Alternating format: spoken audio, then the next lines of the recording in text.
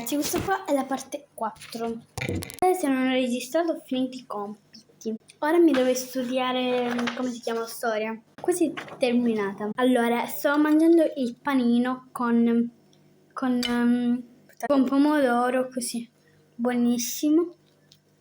Alla fine io e lei mia BFF del cuore abbiamo fatto pace e siamo diventate BFF del cuore. E partiamo sempre di Xiao, che lo amiamo. Infatti guardate, me l'ha fatto lei ed è troppo bello. Xiao più J. Ora mi vado a studiare questa insieme a voi. Mi bevo la coca.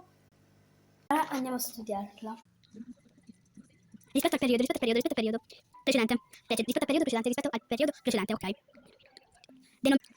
Infatti, allora, al periodo precedente, denominatore, infatti, i palloni. Ci vediamo alla parte 5. Ciao.